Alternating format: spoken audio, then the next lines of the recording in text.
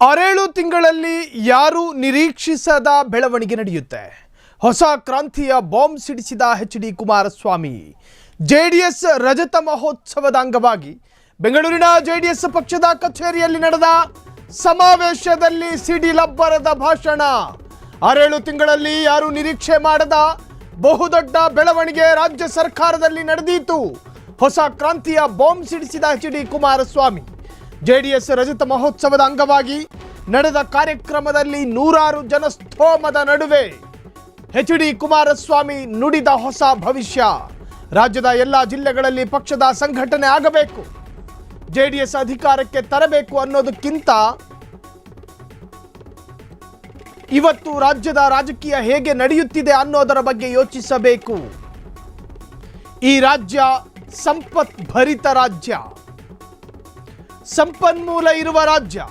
ಕಳೆದ 25-30 ವರ್ಷಗಳಲ್ಲಿ ದೇಶದ ಕೊಡುಗೆಯಲ್ಲಿ ಕರ್ನಾಟಕ 2ನೇ ಸ್ಥಾನದಲ್ಲಿದೆ. ಆದರೆ ಈಗ ರಾಜ್ಯದ ಸಾಲದ ಪ್ರಮಾಣ 7.5 ಲಕ್ಷ ಕೋಟಿ ರೂಪಾಯಿ ಆಗಿದೆ.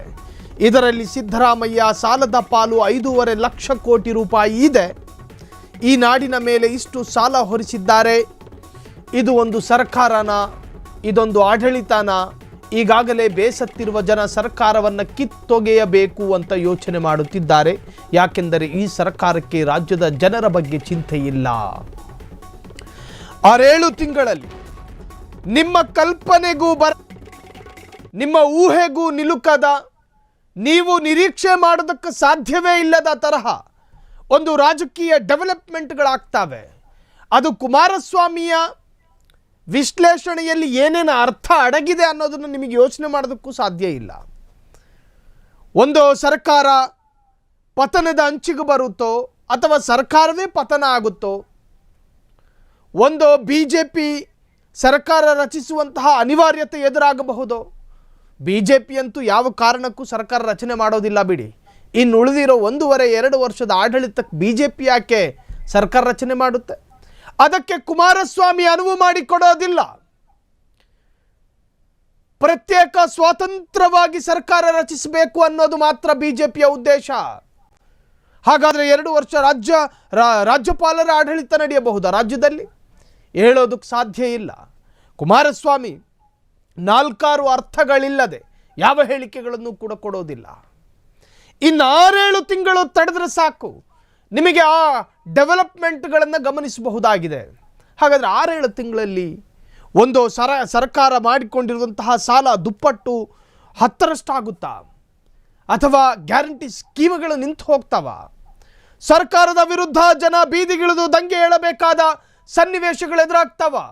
ಬೇರೆ ಬೇರೆ ಅರ್ಥಗಳಿರ್ಬೋದು. ರಾಜಕೀಯ ವಿಶ್ಲೇಷಕರು ಈ ಒಂದು ಹೇಳಿಕೆಯನ್ನು ಆಭಾಸ ಅಂತ ಯಾವತ್ತೂ ಕರೆಯೋದಿಲ್ಲ. ಕುಮಾರಸ್ವಾಮಿ ಹೇಳಿರುವ ಹೇಳಿಕೆಗಳನ್ನು ಕಾಂಗ್ರೆಸ್ಸಿನ ನಾಯಕರು ಕೂಡ ನಿರ್ಲಕ್ಷ್ಯ ಮಾಡೋದಿಲ್ಲ. ಈ ಹೇಳಿಕೆಯ ಬಗ್ಗೆ ಗಂಭೀರವಾಗಿ ಪರಿಗಣಿಸಿಕೊಂಡು ಅವರ ಲೋಪದೋಷಗಳನ್ನು ಸರಿಪಡಿಸಬೇಕಾದ ಅನಿವಾರ್ಯತೆಗೆ ಬಿದ್ದು ಬೀಳ್ತಾರೆ. ಕುಮಾರಸ್ವಾಮಿ ಹೇಳ್ತಾರೆ, ರಾಜ್ಯದ ಪರಿಸ್ಥಿತಿ ಅಧೋಗತಿಗೆ ಹೋಗಿದೆ. ಯಾವ ಜನ ಮತ ಹಾಕಿ ಗೆಲ್ಲಿಸಿದ್ರೋ ಅದೇ ಜನ ಇವತ್ತು ವಿವೇಚನೆಯಿಂದ ಯೋಚಿಸಬೇಕಾದ ಪರಿಸ್ಥಿತಿಗಳ ನಿರ್ಮಾಣ ಆಗಿದೆ. ಗ್ಯಾರಂಟಿ ಸ್ಕೀಮ್ಗಳಲ್ಲಿ ರಾಜ್ಯ ಸರ್ಕಾರ ಅಧಿಕಾರಕ್ಕೆ ಬಂತು. ಗ್ಯಾರಂಟಿ ಸ್ಕೀಮ್ಗಳನ್ನು ಅಳವಡಿಸುವುದರಲ್ಲಿ ರಾಜ್ಯ ಸರ್ಕಾರ ಎಡವಿದೆ. ರಾಜ್ಯ ಸರ್ಕಾರ ಸಾಲ ಮಾಡಿರುವ ಪ್ರಮಾಣ 2ರಷ್ಟು ದೊಡ್ಡದಾಗಿದೆ. 5,50,00,000 ಬರೀ ಕಾಂಗ್ರೆಸ್ ಸರ್ಕಾರವೇ ಸಾಲ ಮಾಡ್ಕೊಂಡು ಕೂತಿದೆ. 1-2 ಕೋಟಿ ಅಲ್ಲ, 1-2 ಕೋಟಿ ಅಲ್ಲ, 5,50,00,000 5,05,00,000 ಲಕ್ಷಾಂತರ ಕೋಟಿ ಸಾಲ.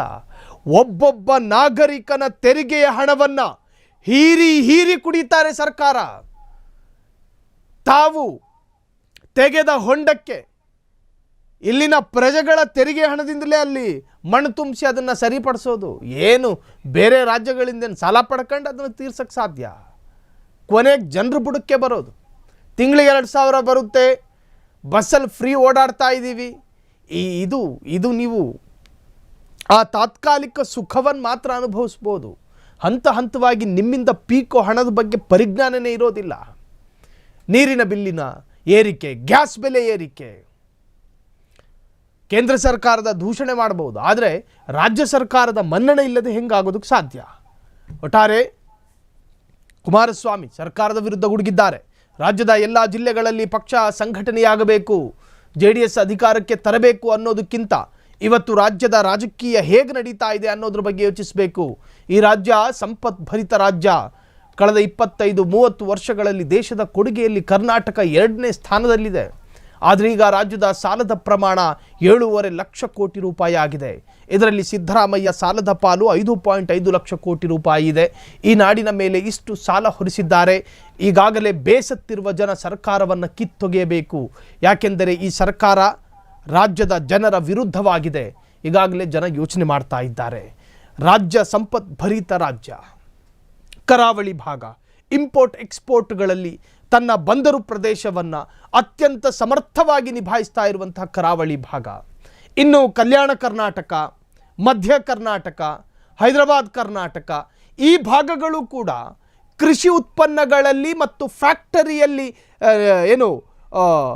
ಉತ್ಪನ್ನಗಳಲ್ಲಿ ನಾವು ಉತ್ಪಾದಿಸುವಂತಹ ಫ್ಯಾಕ್ಟರಿ ಉತ್ಪನ್ನಗಳು ಅತ್ಯಂತ ಲೀಲಾಜಾಲವಾಗಿ ಬೇರೆ ಬೇರೆ ದೇಶಗಳು ಆಮದು ಮಾಡಿಕೊಳ್ತಾ ಇದೆ ನಮ್ಮ ರಾಜ್ಯದ ಸೊತ್ತುಗಳನ್ನು, ನಮ್ಮ ರಾಜ್ಯದ ಕೃಷಿಗಳನ್ನು. ಇನ್ನು ಸಕ್ಕರೆ, ಬೆಲ್ಲ ಇವೆಲ್ಲವೂ ಕೂಡ ಕೃಷಿ ಇಲಾಖೆಯನ್ನು ಸಮೃದ್ಧಗೊಳಿಸ್ತಾ ಇದೆ.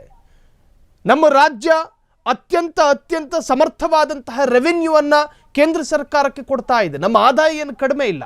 ಈ ತರಹದ್ದೊಂದು ಸಂಪತ್ಭರಿತ ರಾಜ್ಯವನ್ನು ಭಿಕಾರಿ ಮಾಡೋದಕ್ಕೆ ಪ್ರಯತ್ನಗಳಾಗ್ತಾ ಇದೆ. ತನ್ನ ಸ್ವಾರ್ಥ, ರಾಜಕಾರಣದ ಹಿತಾಸಕ್ತಿ, ದುರಾಡಳಿತ, ಭ್ರಷ್ಟಾಚಾರ, ಅದು ಇದು ಅಂತ ಸಾಕಷ್ಟು ಉದಾಹರಣೆಗಳನ್ನು ಕೊಡಬಹುದು.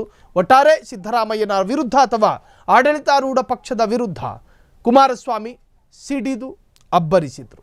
ಕ್ಷಣ ಕ್ಷಣದ ಸುದ್ದಿಗಳಿಗಾಗಿ ಫ್ರೀಡಂ ಟಿವಿ ಸಬ್ಸ್ಕ್ರೈಬ್ ಮಾಡಿ, ಲೈಕ್ ಮಾಡಿ ಹಾಗೂ ಫಾಲೋ ಮಾಡಿ. ಹೊಸ ಸುದ್ದಿಗಳ ನೋಟಿಫಿಕೇಶನ್ಗಾಗಿ ಬೆಲ್ ಐಕಾನ್ ಮೇಲೆ ಕ್ಲಿಕ್ ಮಾಡಿ.